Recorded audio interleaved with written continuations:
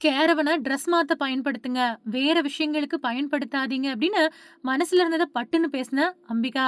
நடிகை அம்பிகா தமிழ் சினிமாவுல 80களோட இறுதியில ஆரம்பிச்சு 90களோட தொடக்கத்துல முன்னணி கதாநாயகியா இருந்தவங்க.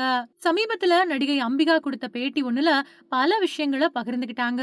நான் சினிமாவுல தீவிரமா நடிச்சுக்கிட்டு இருந்த காலத்துல ஒரு படம் வெளியாகி அதோட தயாரிப்பு செலவுல இருந்து 2,00,000 அதிகமா வசூல் பண்ணிட்டாலே ரொம்ப பெரிய வெற்றி படம். நாங்களும் ஒரு படம் தயாரிச்சோம். அந்த படம் வெளியானப்போ மொத்தமா எங்களுக்கு ரூ. 5,00,000 லாபம் வந்துச்சு. அதுக்கு பின்னாடி நாங்க படம் தயாரிக்கக்கூடிய எண்ணத்தையே விட்டுட்டோம். ஒரு சிலர் நீங்க படம் தயாரிங்க, நடிக்கிறோம் அப்படின்னு சொல்லுவாங்க. ஆனா படப்பிடிப்பு தளத்துல அவங்களோட நடவடிக்கை வேற மாரி இருக்கும் அப்படின்னு சொல்லியிருக்காங்க. இன்னைக்கு தயாரிப்பாளர்கள பார்த்தா பாவமா இருக்கு. தயாரிப்பாளர்கள் இருந்தா தான ஒரு நடிகர், ஒரு நடிகை, ஒரு இயக்குனர், ஒரு படம். அவங்க இல்ல அப்டின்னா சினிமா உலகம் ஆரோக்கியமா இருக்காது. முன்னாடியெல்லாம் கேரவன் கலாச்சாரம் அப்படிங்கிறதே கிடையாது. படப்பிடிப்பு தளமே கலகலப்பா இருக்கும். உணவு இடைவேளைகள்ல எல்லாரும் ஒண்ணா உட்கார்ந்து சாப்பிடுவோம். விஜயகாந்த் சார், பிரபு சார் வீட்ல இருந்து சாப்பாடு வரும். இது நல்லாருக்கும். இது சாப்பிட்டு பாருங்க அப்படின்னு அவங்க சொல்லுவாங்க.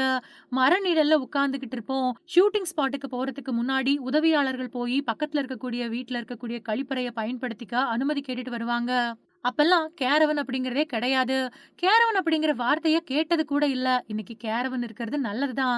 நடிகர்கள் டிரெஸ் மாத்துறதுக்கு கழிவறைகள பயன்படுத்திக்க கேரவன பயன்படுத்துறது அப்படிங்கிறது சரியானது.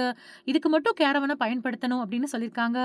நடிகை அம்பிகாவோட இந்த கருத்து நெறைய பேரோட கவனத்த ஈர்த்திருக்கு. அது மட்டும் இல்லாம இன்னைக்கு கேரவன்ல பல நடிகர்கள் ஓய்வு எடுக்கவும், அரட்டை அடிக்கவும் பயன்படுத்திக்கிட்டு ஷாட்டுக்கு சரியான நேரத்துக்கு வரதில்ல அப்படின்னு நெறைய பேரு சொல்லிட்டு வர்றதும் குறிப்பிடத்தக்கது.